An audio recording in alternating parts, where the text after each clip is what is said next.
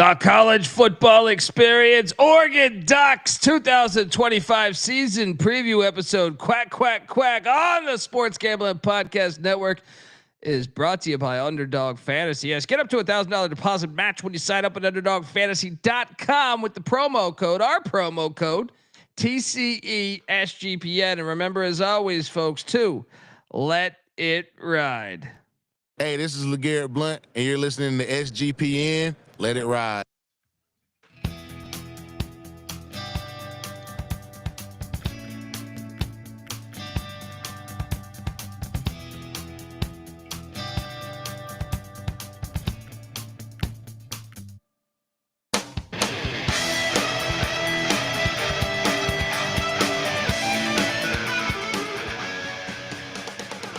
Yes. Yes. Yes. Woo! Welcome to the college football experience.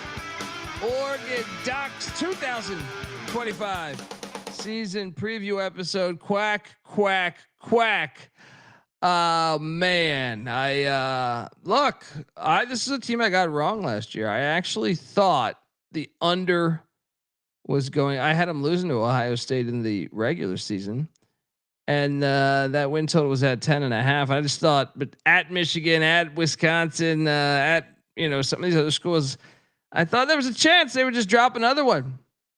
I was wrong. And not only they look, can we just all admit that Oregon got screwed last year?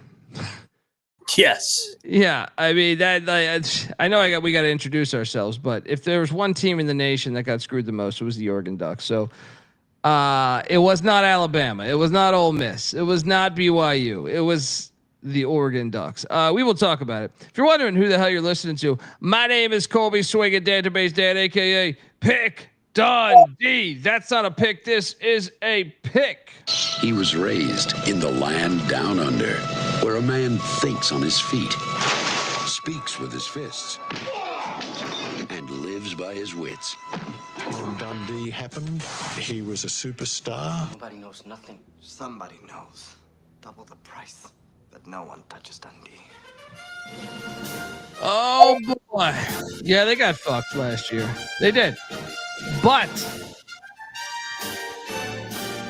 it could be the year after. What do you always say? The year after the year? Year after the year. Now, it does hurt to lose a 37-year-old quarterback. Back years. Yeah. I am joined by my co-host, who also hosts the college basketball experience with myself. And when the college basketball season goes live, we cover every single game of the entire season for every single team, just like we do for football. FBS, FCS, we cover it all. YouTube.com/the college experience. Give it up for former staffer at Austin Peay with the Governors, South Carolina with the Gamecocks, and West Virginia with the Mountaineers, Ryan McIntyre, aka Monatlan Mac. What's up, man? What's up, man? Yes, quack, quack. The Oregon Ducks came onto the scene in the Big Ten, ran the table. Great first year. Cheers, Ducks fans. Mac tonight. Come on, make it Mac tonight. Yeah, I think we can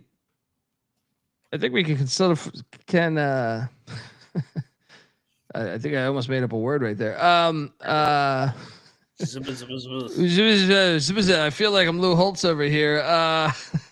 And the worst part about it is I'm sober here. So, Well, I don't get break my head cold. But they're counting down 7-6-5.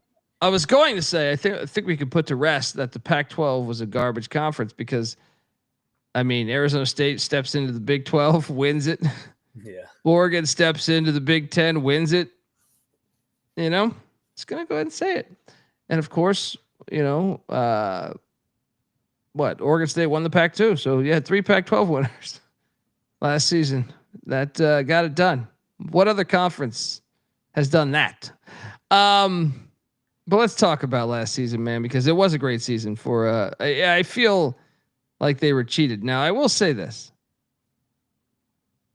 That Boise game, they pulled out of their ass. Yes. Yeah. Week 2. Yeah. They pulled that game out of their ass. I thought, but they went undefeated, man. Mm-hmm. They beat Penn State. They beat the hell out of Washington. They almost lost to Wisconsin, surprisingly. They beat the hell out of Michigan. Got past Ohio State in a hilarious ending. That schedule had some meat on the bone.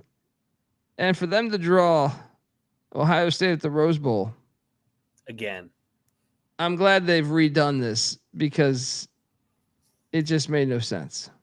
You should be rewarding. I actually think like I was listening to another podcast where they were talking about, well, Ohio State proved it. I'm like, well, a little unfair. They did prove it. They won the games, but who knows how it would have been if Oregon was in the national championship playing Ohio State. Maybe Ohio State still waxes them. I don't know. I'm just saying the way it aligned was not very fair to the best team in the nation in the regular season.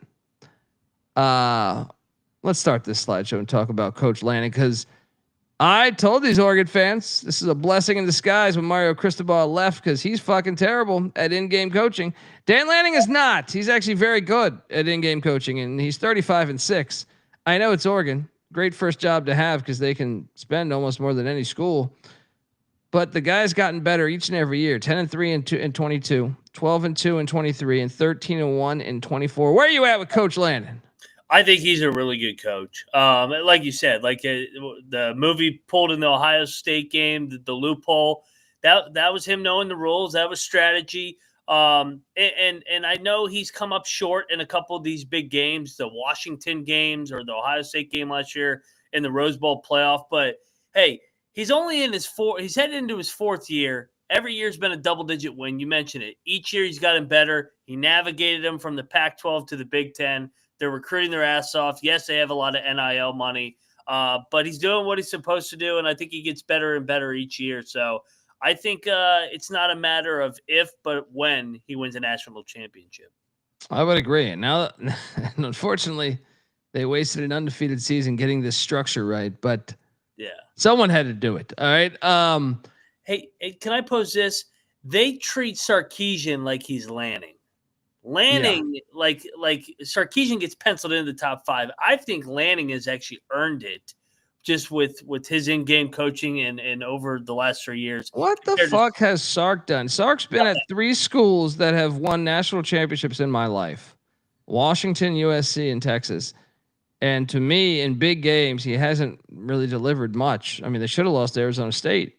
So Dan Lanning has proven way more to me in big games than Sarkisian has. Yeah. The offense. Will Stein, the OC, did a hell of a good job last season. 17th in scoring offense, 13th in pass offense, 72nd in rush offense, 22nd in total offense. Now, the bad news is Dylan Gabriel, and this is why I do think it is interesting when you look back at last year's playoffs. You had a lot of super experienced quarterbacks. Riley Leonard, Dylan Gabriel,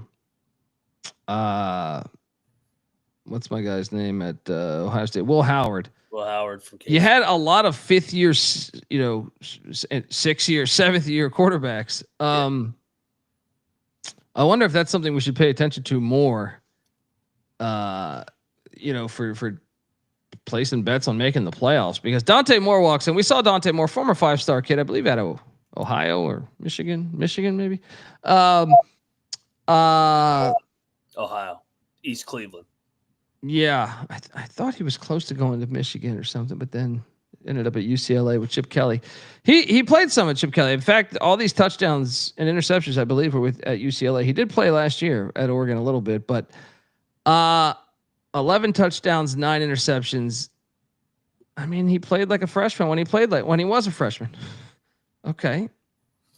But I am a little reluctant to think that offense, because they not only lost Dylan Gabriel, they just lost a lot of high-powered guys. They only return 2 starters, and one of them's Evan Stewart, who I got to see there in person at A&M when we were a guest of Texas A&M.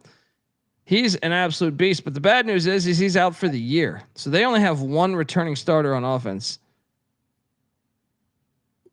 at the center position. That is very, very tricky. Now, obviously, they recruit their ass off. They hit the portal, and they didn't hit it as aggressively in this may speak to the portal not being as good as it has been in years past, but Mekhi Hughes was a beast running back at Tulane. He comes in. Malik Benson from Florida State. Wasn't he at, am I crazy or was he at Oregon before? Where was he before Florida State? He was at Alabama. He was Alabama. Okay. Yeah, he's a Crimson Tide. Yeah. That's a nice get then. I was like, okay, I knew he was at a big school. You gotta love the portal era. Where was he at before his last stop? And then before that, it's like you only pay attention to that stuff. It's like, oh yeah, he was at that spot too. Oh, we're gonna talk about one in a second here, but Jamari Johnson, tight end from Louisville. That's a nice get. Alex Harvey, an offensive tackle from Texas State. Isaiah World from Nevada. We were talking with Coach Choate. Go check out our coach interviews. Those are not on video. Those are like the Nixon tapes. They're out there though. All right. iTunes, Spotify, College Football Experience. Also, Emmanuel Pregnon from USC. So that's it. That's what they did on offense. Look, Dante Moore might be a great quarterback, but there's just no way they're going to be 22nd in the nation, in my opinion. They're going to regress, especially with the Evan Stewart injury. The non-con's not bad though, but I expect them to regress some. How about you? I would say so. Even though Will Stein is labeled as one of the next up and coming coaches, him and Colton Icky, I think, are probably the top coordinators that are going to get hot Power 4 gigs here in the next year or so. But love Hughes coming over from Tulane. I mean, 5 yards a carry back-to-back years, extremely productive, 1,400 yards each year. Last year he had 15 touchdowns. And then also Whittingham, the other running back. So they recruit their ass off in high school too, and they actually retain guys because they have a good NIL package there. So I think that I do trust the program to still be good offensively. Slight step back just because Dante Moore is a little bit unproven. Although I will say that 5-star that was in there that dipped out for Cal, I think that kind of says how good Dante Moore's looked. Sure, but I was surprised they didn't get like a veteran to go with him. Me too. You can always have a vet backup. That was a little shocking to me. They didn't go out and get, I don't know. You could have got some guys that are out there to that would have been a better, like Colorado got Caden Salter to go with Juju Lewis. You know what I mean? I thought that might have been the better approach for Oregon, but we'll see. Maybe Dante Moore's just so nasty that that they don't need to worry about that. I know Oregon recruits at a really high level too, so maybe the backups are talented that we haven't seen. So.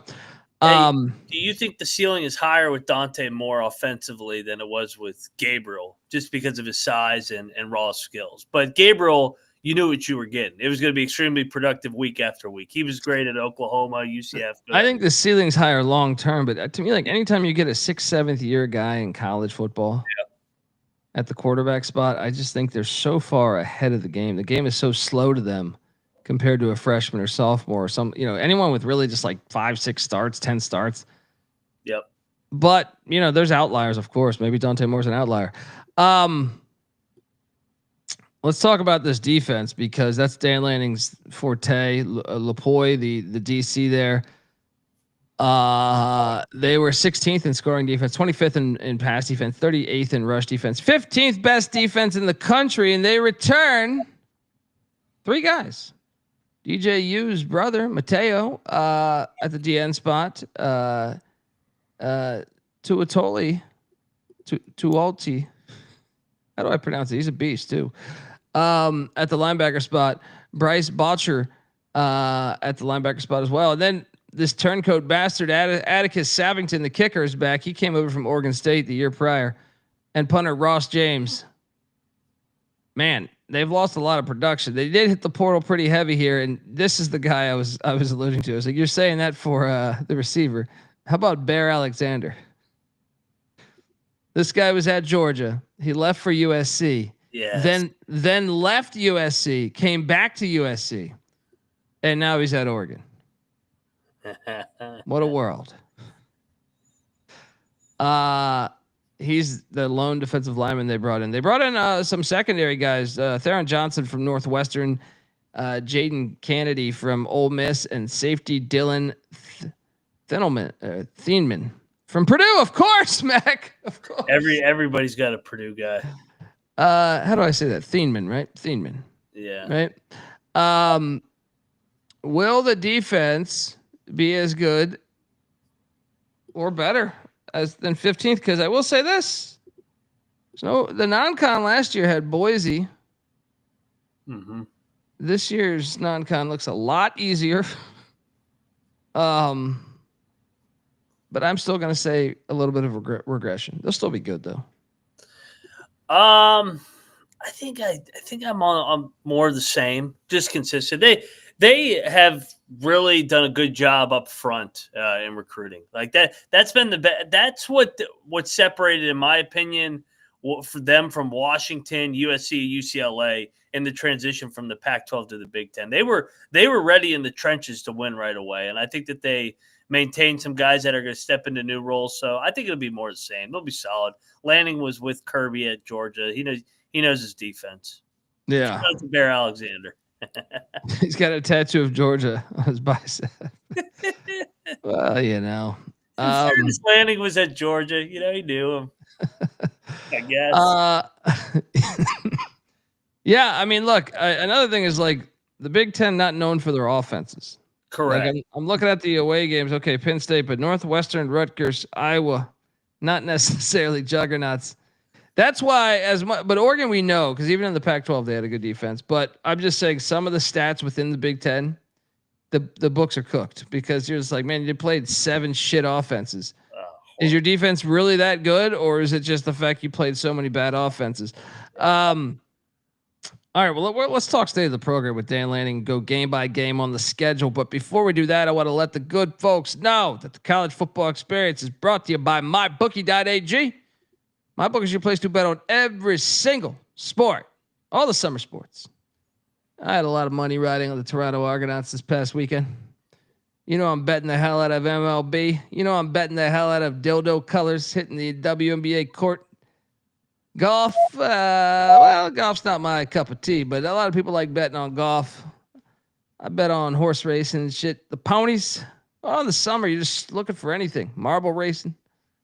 And of course, they got college football futures, which is everything I'm betting, right? MyBookie accepts customers from a ton of different locations as well. You can easily deposit, get lightning fast payouts using crypto. So head on over to MyBookie.ag, and when you do, use our promo code TCESGPN for 100% deposit match up to $1,000. Terms and conditions apply. Of course, that's MyBookie.ag.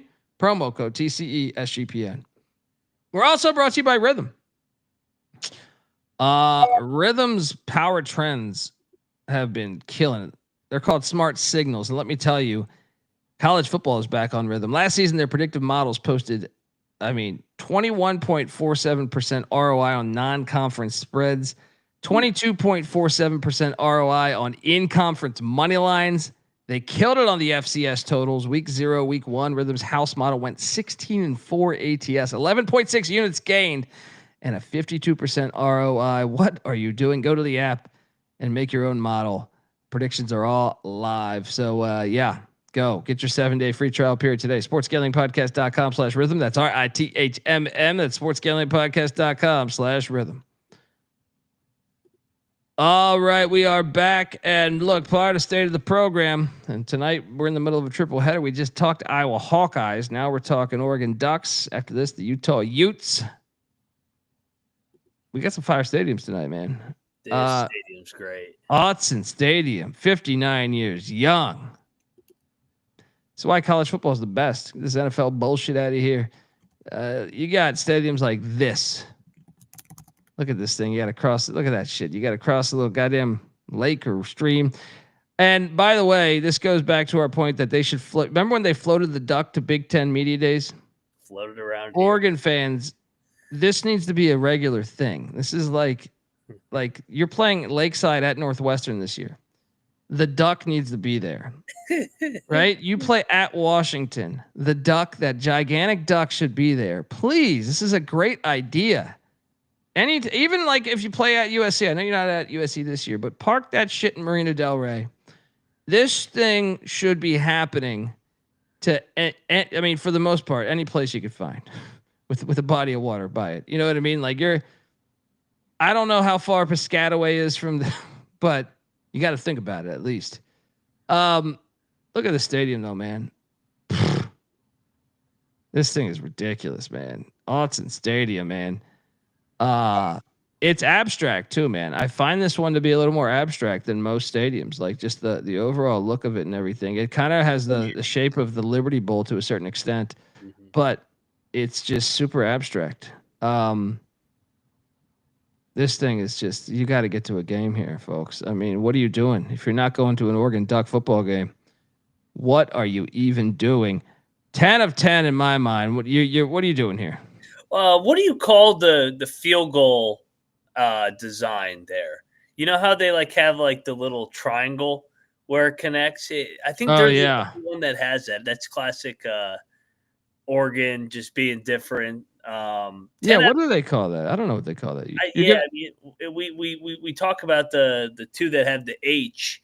I don't know what we call the triangle here. Hey, this only seats 54,000. It goes back to our point. You don't need 100,000 to make a great stadium. This thing is fucking awesome. That shit is the laziest take. Now, look, I'll be the first to say, like some of them, like Tennessee. I've been to like Neyland Stadium at Tennessee. That's like 100. All right, that was pretty awesome. You know what I mean? But I'm just saying it doesn't define a good stadium. Yeah, like uniqueness does. Yeah. Like personality, soul, substance. You know what I mean? Like, and this thing is fire though. Absolute fire. So, folks, what are you doing? Get out to a game. YouTube.com/the college experience. This is going to be in our art show. We just got to get these. Woo, look at that thing. I mean, it's just, their fans are awesome too. They don't lose a lot there. They deserve a natty, man. They storm too. Shout out to them storming. Storm the field. Always, man. You pay ridiculous tuition. Fucking textbooks are $1 billion. Your parking pass, all that shit. You have the right to storm, in my opinion. Don't listen to this Greg Sankey nonsense. Yeah, it's a 10, man. One of the best home field environments in all of college football. Like I said, look at that. That's abstract, dude. What the fuck is that? It just looks... Them in Washington are like, they have the perfect stadiums that fit where they're at geographically in their fan bases. Yeah, I know that they probably hate you for saying. I know they're like, don't say anything. Yeah. Fuck those bricks. But all you got to do is float that big ass duck from Big Ten Media Days out there on that lake in Washington. And I mean, whoever did that, please, let's do this. Yeah, 10 of 10. What do you give the state of a program? I'm going to give it a 9 because they need that natty. They've been so close so many times. Goddamn Auburn game still gives me nightmares. Thought they had that. What are you giving it? It's a 10 because I'm going to give it a 9.5 and that rounds up. They need the natty. That's all they have left. But I mean, you get in the Big Ten, you run through that, and they didn't run through the Big Ten, to your point, because of a cupcake schedule. They drew the good teams, and they drew them on the road.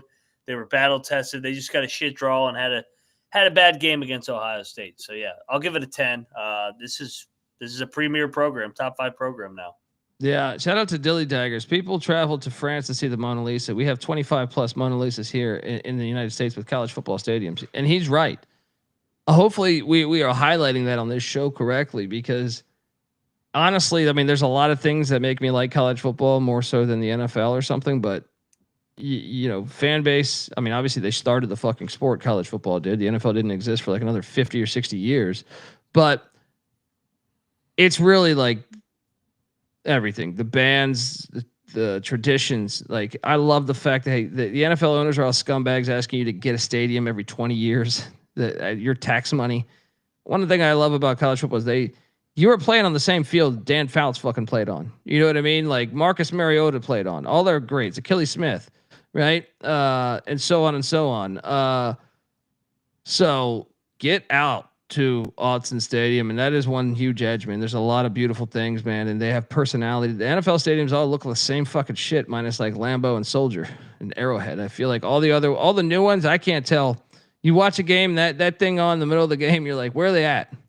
They got like a Lions Cardinals game or something. You're just like, or Lions Vikings. You're like, I can't tell what fucking stadium they're at. right? Or Lions Colts or something. You're just like, unless they show blimp. My favorite is the NFL does blimp cam, and like 90% of their stadiums are domes. So it's like, what is the fucking point of the blimp cam? Unbelievable. Anyway, state of the program is 9. Let's get into the schedule because it's a fun one. Last year they done fucked around with Idaho. Yeah. And Jason Eck and Jack Lane gave him a game. Idaho was the FCS playoff team out of the Big Sky.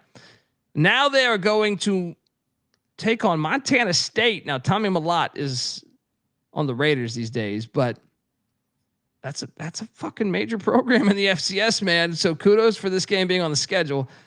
But Autzen is Autzen, and to break in a new quarterback as well as a bunch of other veterans. They lose Scottrey Humphrey, their star running back, to New Mexico. I think the Ducks are going to roll. I don't even think it'll be as close as last year's Idaho game. What are you doing here? Yeah, and I think Lanning will get his message across. Hey, if you fuck around, it'll be like the game last year in a dogfight. So I like Oregon to come out here and race out to a nice win. Shout out to them for putting Montana State on the schedule. That's a solid FCS as well. I love that. And you know, it's funny. In the West, you don't have as many options. Yeah. But I love, like, Colorado played North Dakota State.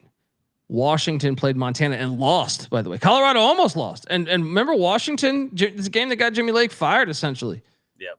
Montana went up there and won. Montana State, Montana, North Dakota State, South Dakota State, these schools are better than like half the FBS. Honestly, like they, yeah, Montana State plays Maryland tomorrow. I'm taking Montana State. Let's go. 1-0 for sure. And then the mystery game, but it's in Autzen. If it was in Stillwater, I would say, I have no idea, but Mike Gundy, he wasn't hiding anything at Big 12 Media Day. He said, I got 70 players I've never seen play football together. I'll take Oregon just on that statement. Shout out to Gundy. Hell of a game to be breaking in your 70 new players here at Oregon. Oh my God. He's like, dude, media days were like July 14th. He's like, I won't know till August when camp starts. And I'm like, Jesus. Watch him go like 9-3. Makes a Big 12 championship. It's gonna happen. Everybody's gonna be so mad. They're gonna get housed here though, man. They're like, half those guys are D2 transfers. I can't take them in Autzen State. They ain't even seen nothing like this, you know? Well, especially for Gundy, that we've seen him treat the non-con like preseason because he knows it's going to be a one-bid league in the Big 12. They got housed by South Alabama 2 years ago. One got to the title game. Yeah, they're going to get annihilated here. The look-ahead line's like 27. Yeah. 2-0 Ducks. Then they go Lakeside. Bring the Duck. The Duck needs to be there for this, please. I know it's Northwestern. You're like, do we invest the money to throw the Duck out there? The Ducks got to be there. It's going to, you know why it's going to be great is if you haven't seen their Lakeside Stadium, you can go back and watch like the Miami, Ohio game or whatever game on YouTube. And with every like pass or kickoff or punt, you see the lake. So imagine your Duck is there. Everybody's going to see your Duck nonstop. It's branding 101. Do it. 3-0. Yeah. Dude, if this game was like in November though, and it was windy as hell on Lakeside, it'd be so tempted to take Northwestern. But September, warm, Oregon rolls here. Will they invade that stadium with their fans? They should check tickets first because that thing only seats like that's just like that's like the size of like the Hollywood Improv, right? I'm like you don't check those ticket prices first. I've made a mistake before just showing up, just thinking I could. Don't worry, I'll fucking get some tickets. What if you show up on the Duck though? Well, if you're on the Duck, you're actually probably got great seating. How are they going to stop you? You're already in the stadium. That's true. They should do that. You're pretty much, yeah. You're in. You're in, folks. We got this all worked out. They're gonna invade it like you don't even need a ticket. Like the Trojan horse in Troy. There's Ducks gonna get here, and there's gonna be thousands of Oregon fans just invading Northwestern. It's September 13th too, dude. Like that water ain't cold yet. What are you doing? Jump in. You can if you fall off the Duck into the water, you're fine. All right. Go to Wrigley on Sunday. Yeah, 100%. Trip out of it, Duck. Go catch Soldier Field, one of the last great NFL stadiums. All right.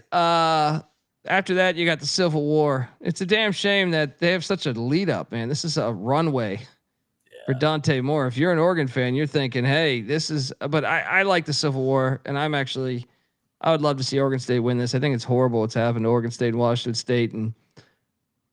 But I got Oregon 4-0. It's in Autzen 4-0. I can't even make a case for 3-1. No, they're not going to come close to losing the game. Oregon State just doesn't have the Jimmies and Joes. The only time they beat them under Jonathan Smith, they just ran the ball every single time in that second half. This is still probably the most losable just because it's a rivalry game. But yeah, but it's not. But it's in September, like you said. They're not losing. This should be the final game of the season every year. Get the fuck out of here with this, man. Yeah, Washington State. The Apple Cup should be the final game of the season. I know Oregon fans say, well, Washington's is a bigger rival than Oregon. Well, not the Apple Cup though. The Apple Cup always should be. Both of these should be on Black Friday. Yeah. 4-0, and then they had the State College, Pennsylvania, to take on Drew Aller and Penn State. Wouldn't this be fucking hilarious if they won this game? Yeah, you imagine the heat because Penn State's non-con is such a joke. Yeah, and they're off a bye. They got 3 preseason games. Please win this game. Please win this game because this will be hilarious. However, I'm taking Penn State because they bring back everybody. And they lost the game last year in that filthy, filthy Lucas Oil Stadium. So I got 4-1. How about you? Yeah, the only shot I thought Oregon had if they big nooned it, it's not big noon. It's already announced. NBC primetime game. State College whiteout. I think Penn State rolls here. So 4-1 for Oregon. 4-1, but don't worry, you get a bye. Look at Dan Fouts firing the ball. June Jones was, I believe, on that team as well at the quarterback spot. Shout out to Oregon Duck history. I got a nice slideshow at the end of this honoring the history of Duck football. The Indiana Hoosiers and Kurt Cignetti. He talks a ton of shit. He's going to regret that because last year he got at UCLA and he did body them, but UCLA's crowd is terrible. This crowd, they will get fucked up in this game. Oregon, big. Yeah. And they're off a bye, and we have them coming off a loss off a bye. Yeah, Cignetti, scheduled loss here. Oregon rolls double digits, 2+ touchdowns, and maybe even 20+. I think this is a blowout. I'm with you. Then a trip to Piscataway. This game's scary to me, actually. I know that people laugh. I'm sure we're gonna get a bunch of 1-stars for this, but I actually find this to be kind of a sleepy look. First off, you go all the way. You just were in State College, like 2 weeks prior, and then you go to fucking Piscataway. I hate this game on the schedule, but I do think Rutgers could be live here. It's just a sleepy game. You know what? No, I can't do it. Give me Oregon. I do think this game is weird though, man, because you're jumping over multiple time zones. There's that stat, and that stat's even valid in the NFL. When you go over multiple time zones, you know that number is a real thing, and I buy into it too. It makes sense to me. If you've ever been to Europe or anything, like that shit, there's wear and tear on your body that you don't see. So I'll take Oregon, but I watched this one be like 27-24, man. I could see this being a ball game. Yeah, this could be the Wisconsin game that they had last year where they struggled for 3 quarters but found a way to win. Watch out if this thing is if bad weather. If it's bad weather and Shiano can muck it up here, Oregon did not play at Maryland or Rutgers last year. They almost lost at Wisconsin. My point is like Rutgers is just like, are you telling me this roster is excited to be playing at Rutgers? I could totally see them being like, oh, we got this one in the bag. My point was like too that they didn't play in the East last year. They played all their games in the Central when they hit the road or out West. So yeah, I think this is a game, but I'll take Oregon 6-1. Right? Versus 5. Yeah. Wait, we got what? 6-1. Rutgers. 6-1. Yeah, 6-1. Then Luke Fickell and Wisconsin come to town. That's not at the Big House. That is in Eugene. I don't know how that got there, but I apologize. This is a Oregon win. Wisconsin's not very good. 7-1, just like that. How did Wisconsin draw all those games on the schedule? They're gonna get killed in Oregon. They are. Then another bye week. Shout out to the great Rich Brooks there. I mean, Mike Bellotti, Rich Brooks, probably the guys that really Jeff Tedford that put this program together. Look, before we jump over to the rest of the schedule, I want to let the good folks know that the Duck Preview is brought to you by Circa Millions and Circa Survivor, the world's greatest sportsbook. Circa Las Vegas is hosting the world's biggest pro football contest. Circa Millions, Circa Survivor, and Circa Grandissimo with over $21 million of guaranteed prizes. You cannot call yourself a true DJ if you're not competing in the Circa football contest. Come hang out with the SGPN crew at Circa Contest Weekend, August 21st to August 23rd. Myself, Moneyline Mac, the college football experience, will be live doing shows from Circa regarding Week 0, Farmageddon in Dublin, Ireland. What are you doing? Amazing weekend. Get out there. Live shows, open bars. Plus, we're going to get you 15% off the stay at Circa with our promo code SGP15. The contests are open to everyone, too. So sign up in Nevada, play from anywhere with the help of SGPN's official proxy. Go to footballcontest.com and use the promo code SGP to get $50 off those proxy fees. We're also brought to you by Underdog Fantasy. Yes, Underdog Best Ball Mania is happening all summer long. Giving away $15 million in prizes, including $2 million to first place. There's no waiver wire, no arguments about trades. Best ball's the best way to play fantasy football, folks. Underdog's also a great place to play Pick'em, where you could win up to 500 times the amount of money you enter. So sign up, and when you do, use our promo code TCESGPN to claim your special pick, plus first-time deposit offer up to $1,000 of bonus credits there. UnderdogFantasy.com, promo code TCESGPN. All right. So, yeah, we got them with just one loss. And then they head to Kinnick, where every ranked team goes to die. We just did our Iowa preview all over Iowa here. I think Oregon's got a better chance to win at Penn State than they do at Iowa. Shit's November like 10th or something. Yeah. 8th, whatever it is. Second loss right here. What are you doing here? Yeah, like we said, they almost lost to Wisconsin in November. Shitty ass Wisconsin last year. Iowa is actually good, and Kinnick, where top 10 teams go to die, they're gonna storm here. This is gonna be a field storm. Iowa all day. Yeah, that's their second loss. Then PJ Fleck rows that boat into Eugene, and that boat is gonna sink because. Hopefully it's not Daquan's canoe trip he's on, but yeah, the Ducks get them. This might be closer than we think, but I don't know. Whenever these teams go way out there, I feel like they get fucking destroyed. Yeah. Give me the Ducks. What are you doing here? Yeah, hey, I'll be laying all the points this year with Oregon and Washington when those Big Ten teams go out to the Northwest. Lay it, Oregon big. Now here's an interesting one. Hey, we finally got a game that makes sense on the schedule. Every other game really doesn't make sense except Montana State. We have two games. We have two games that make sense so far. USC is at Oregon. Series goes back quite a ways. The Bear Alexander Bowl. This is interesting to me. I'm going to take Oregon, but I do think USC is live here. I do think they're live. I think their defense is going to be improved. But I'll take Oregon, but this is going to be this is a field goal game, I think. Give me the Ducks to get it, though. Yeah, I love getting this back on the schedule, especially November 22nd, but this is going to be a little chilly now.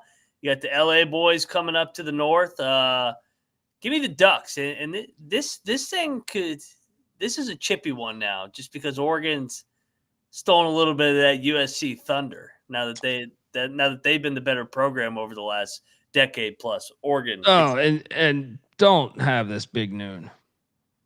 Well, I don't think they can big noon the West schools. Yeah, because but this should be a night game. I remember that, dude. There was an Oregon USC night game in the early 2000s that I think was one of the best college football games of that decade. Remember USC tried to join the Big Ten and block Oregon. Yeah. Remember that? Yeah. That's my favorite part about that. This is a dick measuring contest game. The Ducks are going to lay it out on the table here, baby. Let's go Ducks. Yeah. And then you got, a rivalry game there, Husky Stadium, Washington, Oregon. This game's always phenomenal. One of my favorite clips ever. I'm drawing a blank on the linebacker. but Washington is about to beat Oregon. They're at like the 10-yard line in the 90s. Damon Hjord, I believe, is the quarterback of Washington. So they're in striking distance, and he throws a pass. Fourth quarter, 30 seconds left, something like that, a minute left. And Oregon's corner picks it and takes it like 98 yards for a touchdown. I know, Cliff. And the linebacker just goes right to Damon Horde and starts laughing right in his fucking face. It's one of my favorite clips. I wish I should have pulled it for this show, but it's just the classic hilarious, just rivalry moment of just like just evilly, like Dr. Evil laugh style right in their fucking face. And pointing at him. I actually have Washington winning this though. Sorry, Duck fans. I think Damon Williams and Washington, especially coming off the USC game, which I do think is an emotional game for Oregon. I think Washington gets the best of them here. I got them losing this and losing a third game there. What are you doing here?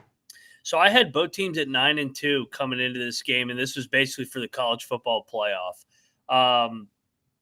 Washington kept them out of it 2 years ago with DeBoer. They swept them. I think Oregon wins a second straight, and they finally win at Washington Stadium, Dan Lanning, that is. So give me the Ducks to go 10-2 and get back to the college football playoff with a huge win at Washington in a rivalry game. I'm on 9-3. The win total is at 10.5. So we are both on the under. They're plus 1,400 to win the national championship, plus 430 to win the Big Ten, and minus 175 to make the CFP. So they're just saying, hey, put them in now. Looking at it from the bird's eye point of view here. All right. What's the ceiling here? 11-1. They're going to lose one of those road spots between Washington, Penn State, and Iowa, right? At least. Most likely they're going to lose 2 out of 3 in those unbelievable environments, Penn State, Iowa, and Washington. So let me ask you this. What if Dante Moore does struggle in this offense? What's the floor here? 7-5. Penn State gets them. Iowa gets them. USC, Washington. And maybe like a crazy Rutgers bullshit game. Yeah, I still think like the floor is like 8-4. Yeah, they're too talented. Yeah. So maybe absolute worst scenario, 7-5. If like Rutgers does get them, but I tend to think 8-4 is probably the more like percentage wise. I would say the floor is probably 8-4 there. They need like an injury or something for which I know they already have with Evan Stewart, but still, yeah. So for the best bet, I actually think the under. Yeah, I actually feel pretty good about the under, man. I'm gonna lock this thing up. I know I lost last year on Oregon under, but I'm locking this thing up. Under 10.5 wins. 10-2, sure. Whatever it is, I think the unders are going to hit. What are you doing here? Anything? I'm going to lock the under, even though I'm a half game under. They went 13-0 last year. I'm banking on them being an elite program and getting back to 10-2 with all the production they lost. But for them to get to the over, that means they got to go 2-1 in road games at Penn State, Iowa, and Washington, and run the table at home. I think that's hard. I'll take my chances. They go 10-2. I'll lock the under. Double lock on the under for the Ducks. Do they make the playoff at 9-3 in your scenario? At my scenario, they're in at 10-2. Well, it matters if I think there is a scenario where Oregon, the winner is playing in the Big Ten championship. Yeah. But with the fucking conference, 18 teams, it's just so stupid from the start. Like, there's so many ways to tie break. Like, we saw it in the Big 12, but they only have 16. They have a 4-way tie. It was like they're looking at fucking points scored at home against teams with winning records and shit. Like, what are we talking about here? Yeah. I do think they are live to make the playoffs. Off the top of my head, I'm going to say no. They just miss out if I have them at 9-3, but I would have to write out, we just did the Iowa preview. I think Iowa is capable of getting to the Big Ten championship. So if it's Iowa, Penn State, or, I don't know, Ohio State and Iowa, or I don't know. Maybe Washington does surprise. Maybe Oregon does get back there. But I'm gonna teeter towards saying they just miss out on the playoffs here. You got them in, huh? I got them in. I mean, if they're 10-2, like I said, I have it coming down. My scenario, I had both teams at 9-2. I'm high on Washington, just like you are. It's funny how the Big Ten laid out their schedule because we're both high on Iowa and Nebraska. That's the final game of the season. Nebraska could get there too. I mean, really, Indiana could get there too. There's a lot. Well, when you have 18 teams, it's a lot of teams are alive. USC could get there.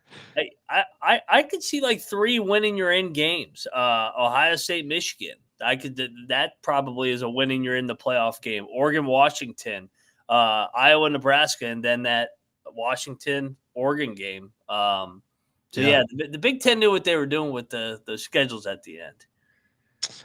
Yeah, it's gonna be fun as shit to watch, man. Shout out to the Duck fans out there. You got screwed last year, so I'm hoping you guys bring home a natty one day. Yep. But we're both on the under, locked it up, and folks, give us about 15-20 minutes. We will be back with the Utah Utes 2025 season preview episode. College Football Experience, youtube.com/the College Experience. Moneyline Max on Twitter at Moneyline_Mac. I'm on Twitter at TheColbyD. The College Football Experience is on Twitter at TCE on SGPN. Let us know your thoughts. Also, I put together a nice little slideshow honoring the history of Duck football. Check it out on the way out. This is the College Football Experience, Duck style. Bring that fucking duck to Seattle. That big duck that you brought to Big Ten Championship Day to Seattle and Lakeside in Lake Michigan. You better start thinking about yours. And we are out of here.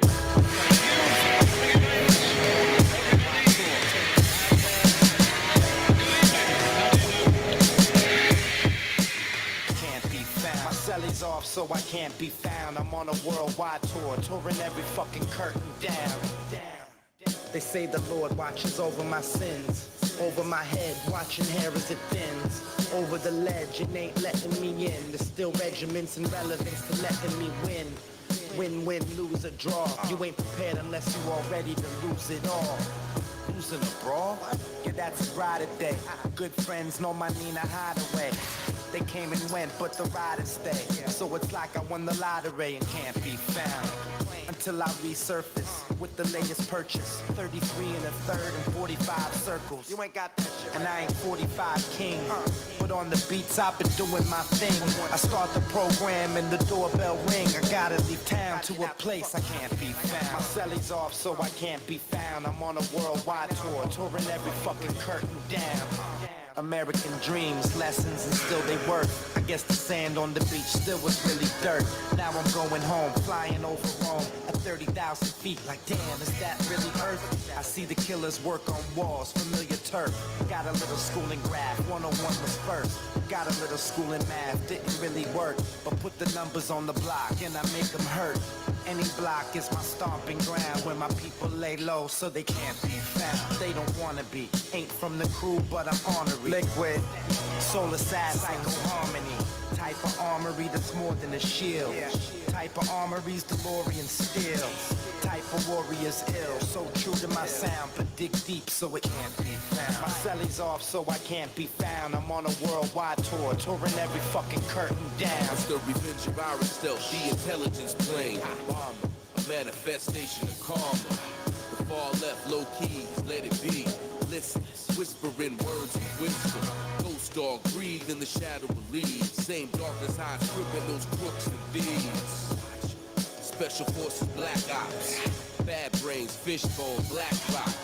Matter of fact, Chuck Berry and James Brown. But most of the true story can't be found. Unchained melodies inscribed in freestyle. I rock rhyme mosaics more potent with each style.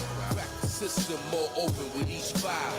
Upgrades and free hotels with these miles. Expansion team dilated peoples in town. If there's a better sound, then it can't be found. My celly's off so I can't be found.